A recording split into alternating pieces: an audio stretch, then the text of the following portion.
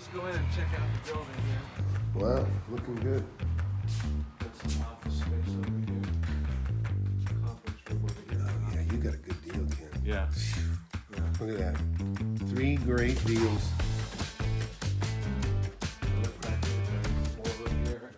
We're heading to Ken's 4th property. We were talking about he'll spend an hour and a half here and there landscaping a property if he feels like it. And you know, that's the thing. If the option is if you feel like it, you can do it. You know, if things start to feel too much like work, then you just have somebody else take care of it. There's a budget for it. But you do learn. I was talking about how you learn by being around your property, and you spend an hour and a half. You'll see people come and go, and you'll learn something about that property. You know, it could be like, I had choppers pulling up. They really annoyed. Choppers were coming and revving. They unnecessarily revving their bikes at a vape shop, and it was annoying to the karate school next door. Yeah. And I could see it was annoying to me too. And so I let them know. I mean, it says, hey, listen, you need to teach your clientele there, or employees maybe in some cases, not to rev their bikes because it's an annoyance to my tenants, and it's an unnecessary annoyance. It's an avoidable annoyance. And so they, and they listen. There really is a value in having the property close by and keeping an eye on it. Yeah. And where I get bothered the most, Tom, is I've got the church pastor, who's the tenant at the church, obviously. I'm trying to save a little bit of money on my taxes. Apparently, if you have a non-profit organization like a church, you could ask the city to lower your taxes if you can prove to them that you're giving them a good deal. And 95 cents a square foot is definitely a good deal. So I'm trying to put in the paperwork to try to save a little bit of money because he's paying he's paying about 55 cents lower than he should be. And who made you aware of that? The tenant?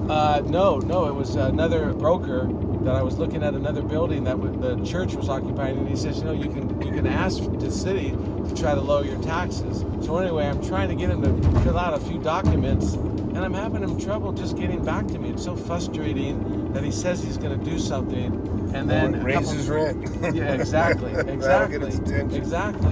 So anyway, that's another little nugget to look at. If you do happen to have a church, at least in California anyway, you might be able to save a certain percentage of your taxes, which would basically bump his rent up to about probably $1.50 if I was to save $5,000 a year on taxes. Whether I do it or not, we'll see. I'm again trying to do a little bit more to try to save that money, and we'll see if it happens. I'll let you guys know. Yeah, that's interesting because I told you I'm buying a property that may end up being a church property, and so I wasn't even aware of that, by the way. So we all learn from each other too. It's one of the coolest things about the mentorship is we got a lot of smart people in the room. It's just very, very cool of all ages, and everybody. You can't possibly know everything, and I don't pretend to, but I'm learning even, just by doing, and that's what really everybody should do. Get in my free webinar. I have it every Thursday, 7 p.m. Central. Go to the link below, FlipAnythingUSA.com/webinar. Sign up for it. You can talk to me face to face if you want. Don't waste any time. So Ken is taking us to a property he bought a year ago, and run that by me again, Ken. Bought it for $600, put about $20,000 into it, and it had one side tenant that was vacant. A CPA is currently in one side of the property that takes up about 2,500 square feet. And then there's a second tenant that I just put in there, a nonprofit organization that takes up about 1,350 square feet, and got it for around $600, and we're trying to sell it right now at $950,000, which is a current in-place cap rate of 7%. This is the building right now. Oh, I remember that one. It's got all this parking on the side right here, Tom. This is a residential neighborhood right here, which I think is a plus, and it's got about 12 to 14 spaces in the back here. So I remember this is the third or second property you bought. This is the third. All right, so this is the third property Ken bought since being in the mentorship. He's in it, even though it's the last property that he bought, he's put it back on the market and he's on it for just under a year. So why are you selling this one and not keeping it? I'm selling this one here because it's not as close to the ones in Fairfield, even though it's not that far. And also to the area, I don't see it improving in the next couple of years. And I want to take advantage of the current tenant. It's got the lease doesn't expire until October of 2025. Gotcha. So I got a lot of time. Right now it's doing very, very well. It's a good investment, but I'm just trying to get ahead of the curve where I want to try to sell. There could be some owner financing, and if I can make a couple $100,000 in a year, I'm fine with that. Absolutely. So again, good looking building, and look at all these properties have been on 5-lane roads. Yeah, So very busy street. And what's nice on this side road is it's residential, and you have all this parking. it's got a lot of parking. So he's like he's saying, he's got a lot of off-property parking up and down here if it was needed, if it's needed. And so we'll go take a look. And this occupancy over here, Tom, was newly rented. They just extended their lease for another 2 years on the right over here. Yeah, so Kim was explaining earlier that this is a really prime time to sell it because, you know, your tenancy it's very important to a bank. When they see that there's a lease, they know it's going to be full. It makes them feel secure. And so he secured some nice leases on this property at a higher price, you know, more per month than when he took it over. And so he's got a nice building. He's got about a year of tenancy in there and leases that are extending beyond that. He added his value when he brought the property up to market value on the rents, and now he's going to cash in on it. And the current tenant is on a triple net, so they're paying for about 45% of my insurance and my real estate taxes. Right. And so, did you tell me you're asking 1.9? No, 950,000. 950. And you just bought it for what? 600. Nice. Yeah. And so, like I say, a lot of times people think, oh, how do you get property 35% under market? It's out there. You just got to look. And a lot of times it's not obvious because of the things you got to do, such as raise rents. Right. Raise rent and improve the property. Yeah. So you painted here or no? I did not paint. There was actually some graffiti over here that I had to repaint, so maybe that's why you're looking at it. Yeah, it looks sharp. This is one of the windows, Tom, that they knocked in that I had to, but that's a brand new window right now. It's a $250 cost for whatever reason. Wow. They threw it, and then over on this side over here, and that's another reason why I'm selling as well. A whole big old black paint and stuff that I had graffiti and stuff. But I took care of it the very next day, so I'm sending a message where maybe someone says, you know what, this guy took care of it so fast. Maybe he's got a camera, and you know there is a camera actually right here. So the bottom line is that hopefully they get the message that you know if you take care of things, you're less likely for them to keep on coming back and damage. Right. Well, and one of the ways I look at that, Ken, is like you said, he had graffiti there, and he got rid of it so fast. In all honesty, it's best that the tenants never saw it. Some of the tenants probably never even knew it happened. Right. I had an apartment complex that some kid was tagging, writing gang symbols on the washer and dryers and stuff, and it was making the people worry. And it turned out it was an 8-year-old kid. I found it written on his damn homework in the dumpster. I went dumpster diving. Your problems, as a landlord, your job is your problems should not extend to your tenant. You don't want your tenant's problems or your problems to become your tenants. And that's what happens, you know, when these type of things happen. So, yeah, well, that's fantastic, Ken. Let's go in and check out the building here. Wow, looking good. That's some office space over here. So that's a shared? No, this is just that one person in it right now is a one tenant. It used to be a whole office, but she's basically now working from the house. So she's downsizing and stuff. Okay. So you have multiple suites within this hallway. And you can go back here. You can check out back here. This is like a reception desk here.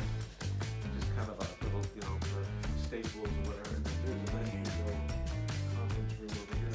Yeah, you got a good deal, Ken. Yeah. Look at that. 3 great deals. You know what this would be good for too, Tom? I think it's like a massage parlor, some nails possibly. Law firm. Or law firm, yeah, exactly. It's perfect. It's really very nicely decorated. Very clean. Inside is really nice for sure. And then there's more space back here. So look back here, Tom. This is more room here. And then This tenant's moving out. well, she's trying to. We got it for sale and potential lease. She wants to get out of the lease. I see. So she doesn't need it anymore. Space. But she's in it for Yeah. So she's got a responsibility. bathroom right there, and they have a full shower room too. Oh yeah, that's a massage parlor. Yeah, exactly. Wow. And a shower. The shower is in the bathroom. Oh, I got I think it is. Let's see.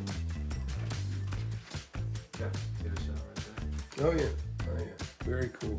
So this is pretty much ready to be It's a rented. prime. As we see, because they don't have to do a whole lot of How many square foot, if you just made this a massage parlor, how many rooms would it be? 2,500.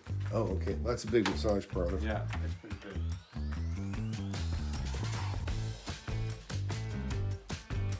Reception area. Wow. There's a doctor's office too. Yeah. Hello. I'm just here to check out the toilet, guys. I just want to make sure everything's good to go. No, they're not done yet. They're not done yet. Yeah, no problem. Very good. Right on. There's Carlos Plumber changing out, putting in a new toilet. Is that what's going on? Yeah. And what's this? Oh, this has got. It's got the pump, yeah. It's got the pump. Got the Yeah, pump, yeah. yeah. Commercial. Gives a little grade. force. Yeah. Yes. Is the water volume any more on this than normal? No. Still same water It's all volume, the huh? same water volume. It just throws it down quicker. Most air, yeah. Yeah. Interesting. Yeah. So a little diaphragm that pushes water Yeah, up yeah, yeah. When faster. you're through, just send the invoice to my email, and I'll send I'll you a send check. it over I'll to send you. a check. Thank you. Good Pleasure meeting meeting you I'll guys. have, maybe I'll have you do some other work on other buildings too in the Perfect. future and stuff that we can. Thank you. Keep it Yeah. up. Very nice. I will. Yep. I will. Very good. Nice to meet you, Have a sir. good one. Very cool. So the bottom line here, Tom, is that I didn't want to say anything, but basically the owner called and said, listen, the toilet's not working. How do you want to work this out? It's going to cost me about $1,300, believe it or not. Yeah. The toilet's about $900 and about Yeah. $400 or $500 for the labor, $400 for the labor. I said, listen, because I'm trying to sell the building and she's a good tenant, I said, I'll take care of it. Yeah. That's what I did. Yeah, I do the same thing. Hey, I remember you had an access problem over here. What'd you do? Yeah, they didn't do anything to it. So we had basically, we're looking at the actual front entrance, and it's not obviously handicap acceptable.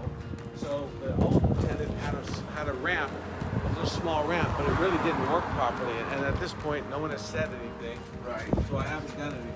I don't even know if they've done Oh, we didn't see in that one. Yeah. So he's got another pretty decent sized space in here. What's this, 1,000 square feet roughly? Or This one here is less? about 1,300. Oh, wow. So it goes back a ways. But Yeah. this is a good looking building. Yeah. Can you believe he got this for 600? Yeah. And look at this street. You're gonna sell this for 900 and no. Yeah. I'm hoping. You might get more. I mean, I think. Well, in this market, Tom, I don't think so, but that's okay. Yeah. Even if I was to make 150,000 on it, I'd be okay with it. Yeah. And the thing is, Tom, if I can't sell it for whatever reason, I'm okay making 10% plus depreciation. I'm making about 12% on my money.